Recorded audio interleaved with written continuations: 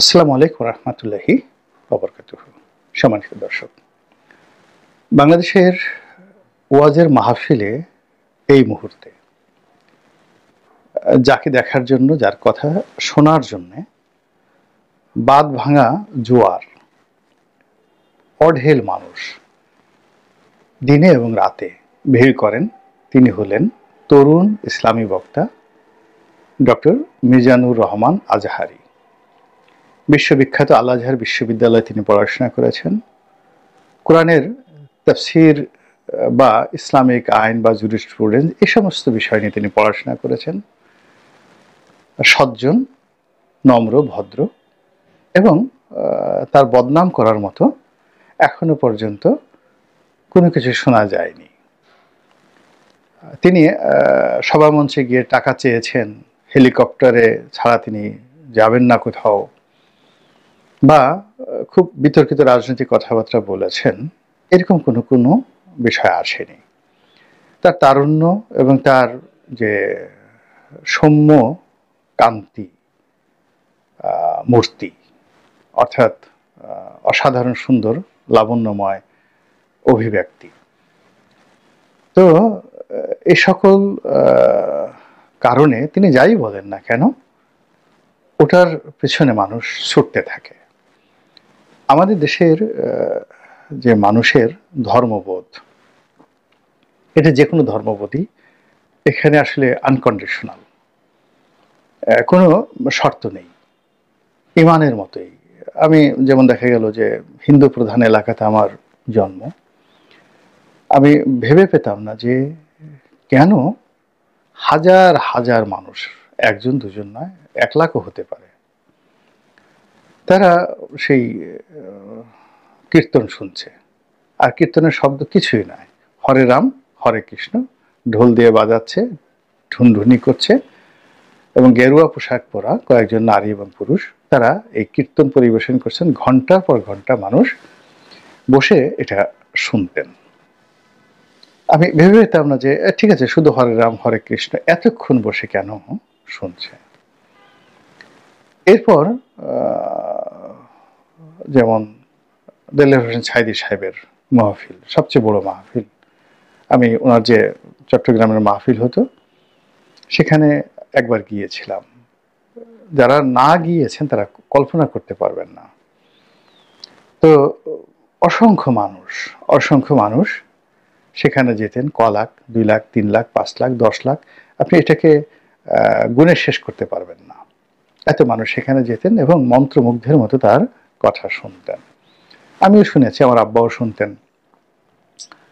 এখন পরিণত বয়সে এসে আমি ভাবি যে বর্তমান যে প্রযুক্তির যুগে যদি জনাব সাঈদী সাহেব এই ভাষণগুলো দিতেন, সঙ্গত কারণেই তার সেই জনপ্রিয়তাটা আগের মতো থাকতো না। এর কারণ হলো ঘুরে ফিরে সেই একই কাহিনী, একই কথা, কোরআনের নির্দিষ্ট আয়াত। তো যখন আপনি কুমিল্লাতে এক কথা বলছেন, কুমিল্লার মানুষ শুনলো, আপনি গিয়ে ম্যানুয়ালি, নন ডিজিটালি সেই একই বক্তব্য আপনি দিলেন গিয়ে চট্টগ্রামে, আবার ঠিক একই বক্তব্য আপনি দিলেন গিয়ে ফরিদপুরে। তো যার জন্য মানুষ শুনছে। কিন্তু এখন টেকনোলজিকে যদি এর সাথে ব্যবহার করেন, এ সকল বক্তব্য যখন ইউটিউবে চলে আসছে ইদানিংকালে, তখন মানুষ আগ্রহ হারিয়ে ফেলছেন। এবং দেখবেন যে গত 2-3 বছরে যারা খুব নামকরা বক্তা ছিলেন তাদের কারোরই মার্কেট নেই। অর্থাৎ ওই যে জিহাদি বলেন, তাহেরি বলেন, আব্বাসি বলেন, তারপর কুয়াকাটা বলেন, এর কারণ হলো যে তারা যে বক্তব্যগুলো দিতেন, যে সুর, তাল, লয়, ছন্দ, এর কারণ হলো যে বিষয় নিয়ে তারা আলোচনা করবেন সেই বিষয় তো সীমিত।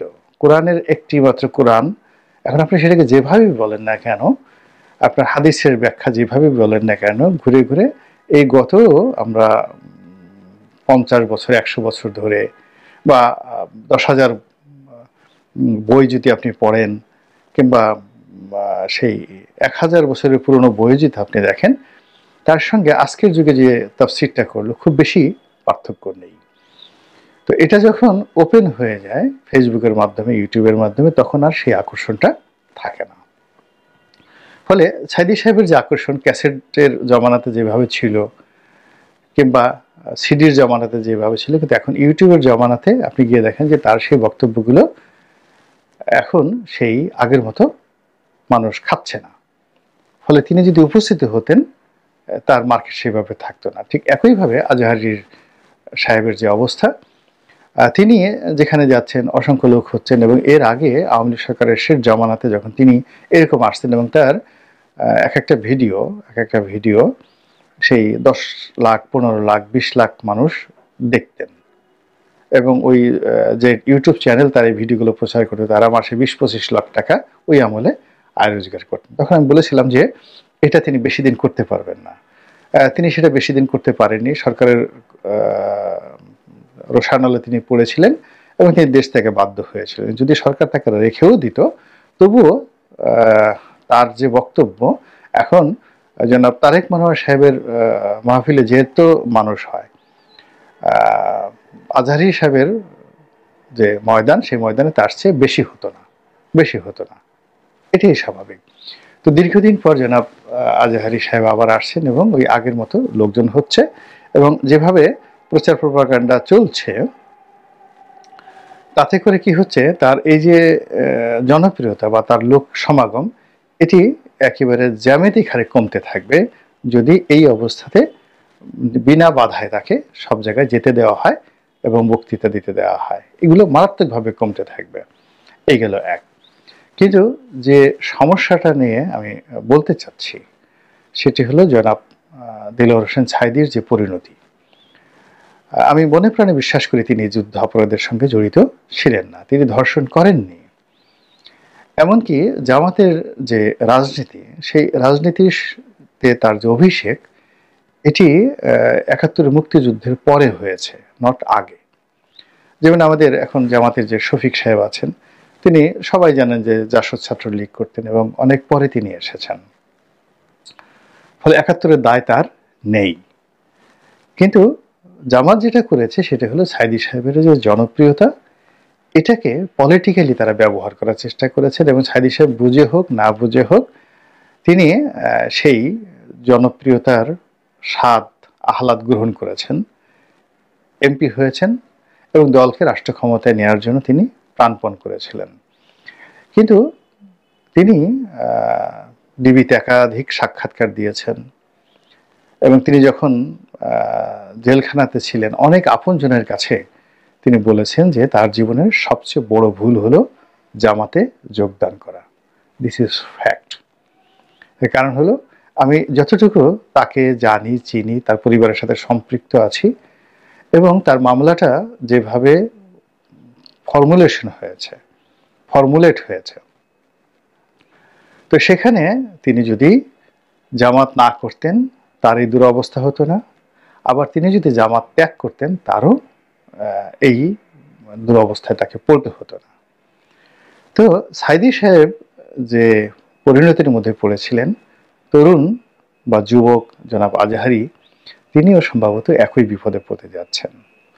এর কারণ হলো, মানে মানুষ পেছনে বসে যখন আপনাকে স্লোগান দিবে, বহু মানুষ উপস্থিত হয়ে বলবে ঠিক ঠিক ঠিক, যখন তালি বাজাবে তখন মানুষের যে বিবেক বোধ, তার যে পঞ্চ ইন্দ্রিয়, সব এলোমেলো হয়ে যায়।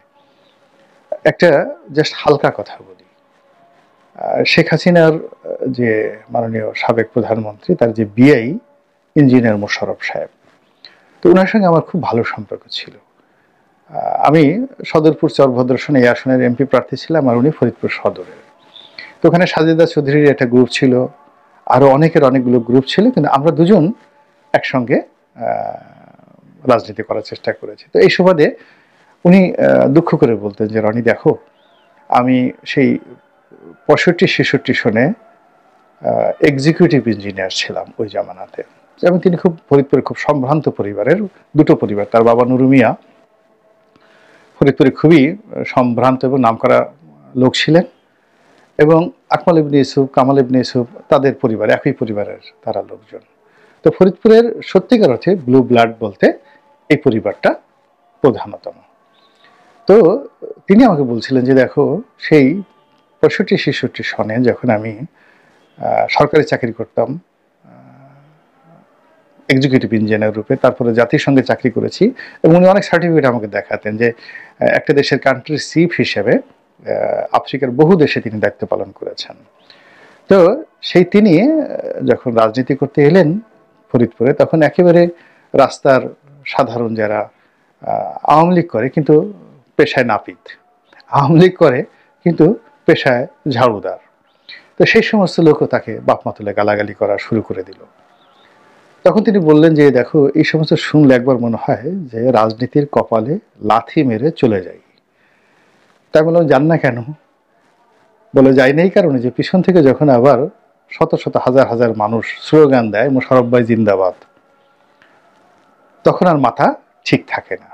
তো এটা ওনার মতো জ্ঞানী গুণী লোকের বক্তব্য। তো এই যদি হয় ওনার অবস্থা, আজহারি অবস্থা কি? অর্থাৎ আপনার সামনে 2 লাখ লোক বসে আছে, সবাই আপনার কথা মতো, আপনি বলছেন সুবহানাল্লাহ বলেন, তারা সবাই সুবহানাল্লাহ বলছে, মুহূর্তের ভিতরে আপনার মনে হবে যে ইউ আর এ সুপারম্যান, এবং সেই কাজটি হচ্ছে। এবং এখন এই যে জামাত যে কাজটি করছে, আজহারি সাহেবকে ব্যবহার করে তার যে জনপ্রিয়তাটাকে, ইসলামী জনপ্রিয়তাটাকে ব্যবহার করে তারা ভোটের রাজনীতিতে বা জামাতের রাজনীতিতে একটা সুবিধা নেওয়ার চেষ্টা করছে, যেটি একেবারে ব্যাড ইনভেস্টমেন্ট, 1 পয়সার উপকার হবে না। মধ্যখানে এই তরুণ প্রভাবে মানে সম্ভাবনাময় তরুণের জীবন একেবারে তছনছ হয়ে যাবে। আমার বাড়ি একেবারে আটরশির পাশে। আটরশি পীর সাহেব যখন জীবিত ছিলেন, একেবারে সেই 70-এর পর থেকে ওনার উত্থান দেখেছি। বাংলাদেশে যদি সবচেয়ে বড় কোনো দরবার থাকে যেখানে সবচেয়ে বেশি লোকের সমাগম হয়, সেটি আটরশি। এখনো পর্যন্ত আটরশির পীর সাহেবের যে মাহফিল হয় বা বার্ষিক ওরস হয়, সেখানে যত লোক আসে অন্য কোনো লোক অন্য কোথাও যায় না। এরপরে দ্বিতীয় যে অবস্থান, সে অবস্থানটা কিন্তু চরমোনাই পীর সাহেবের। তাদেরও যে মাহফিল হয়, আপনি সেখানে না গেলে বুঝতে পারবেন না। এখন দেখুন যে আটরশি হুজুর তিনি খুব কনফিডেন্ট হয়ে গেলেন যে সারা বাংলাদেশে তার 2 কোটি মুরিদ রয়েছে, তিনি একটা রাজনৈতিক দল করলেন হুজুর নিজে। কিন্তু একটা ইউনিয়নের চেয়ারম্যানও, আটরশি মানে সদরপুর ইউনিয়নের চেয়ারম্যানও তিনি বানাতে পারেননি। তার শ্যালককে খুব কষ্ট করে একবার উপজেলা চেয়ারম্যান তিনি বানিয়েছিলেন, তাও এরশাদের আনুকূল্যে, এরশাদের জমানাতে, জনাব শাহাবুদ্দিন সাহেব। আর সারা বাংলাদেশে মানে এত মুরিদ নিয়েও একজন সংসদ সদস্য তারা হতে পারেনি, আর এখন তো সম্ভবই নয়। আবার চরমোনাইয়ের ক্ষেত্রে কিন্তু একই প্রযোজ্য। তো কাজেই যারা আসে তারা ওয়াজ শুনতে আসে, দোয়া দরুদ পড়তে আসে, এবং ওখানে যারাই আসে সবাই আসলে সমস্যা সংকুল, কারো ঘরে অশান্তি, মানে ওয়াজ মাহফিলে, কীর্তনে, মেডিটেশনে বা যে কোনো জায়গাতে যারা লোক যায়, আপনি ধরে নিতে পারেন যে তাদের শারীরিক, মানসিক, অর্থনৈতিক যে কোনো একটা সমস্যা প্রবল আকার ধারণ করেছে, বিশ্বাস হারিয়ে ফেলেছে জীবনের উপরে। তো যে লোক নিজের প্রতি বিশ্বাস নাই, নিজে এসেছে একটা অলৌকিক কিছু পাওয়ার জন্য, অর্থাৎ সে পরিশ্রম করে কোনো কিছু পাচ্ছে না, আকাশ থেকে কোনো কিছু পাওয়া যায় কিনা এই ফর্মুলা আজহারি সাহেব বলবেন কিনা, সাইদি সাহেব বলবেন কিনা, এরকম তথ্য জানার জন্য যে এসেছে, সে আপনাকে কি করবে? কোনো উপকার করতে পারবে না। এইগুলো এক।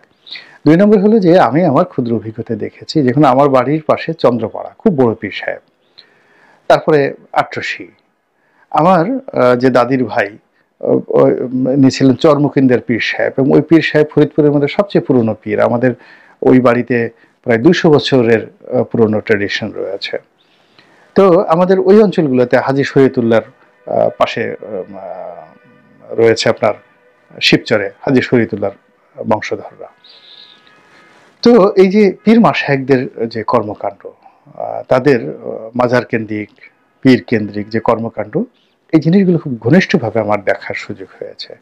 মানে এখানে পীরের কাছে যান তাদের কর্ম করার জন্য, ভালো লাগার জন্য, কিন্তু ভোট পীরের কথা মতো তারা কেউ ভোট দেন না, কেউ ভোট দেন না, ভোট দেন তাদের রাজনৈতিক বিশ্বাস অনুযায়ী। ফলে জামাতকে ওয়াজির মাহফিল ব্যবহার করে, অর্থাৎ এখানে তারেক মনোয়ার সাহেব বলে দিবেন, কিংবা জামাতের অন্য যে সকল জনপ্রিয় বক্তারা আছেন তারা বলে দিবেন, আজহারি সাহেব বলে দিবেন, আর সবাই জামাতে ভোট দিবে, একটা সিঙ্গেল ভোট, এমনকি বাচ্চা ছেলের ভোটও তারা পাবেন না। কিন্তু মধ্যে থেকে কি হচ্ছে, এরকম একজন সম্ভাবনা ইসলামিক স্কলার, তার মধ্যে যে পলিটিক্স ঢুকে যাচ্ছে, সেই পলিটিক্স ঢোকার ফলে তিনি আগামী দিনে তার যত সম্ভাবনা আছে সেই সম্ভাবনা সাইদি সাহেবের মতোই শেষ হয়ে যাবে।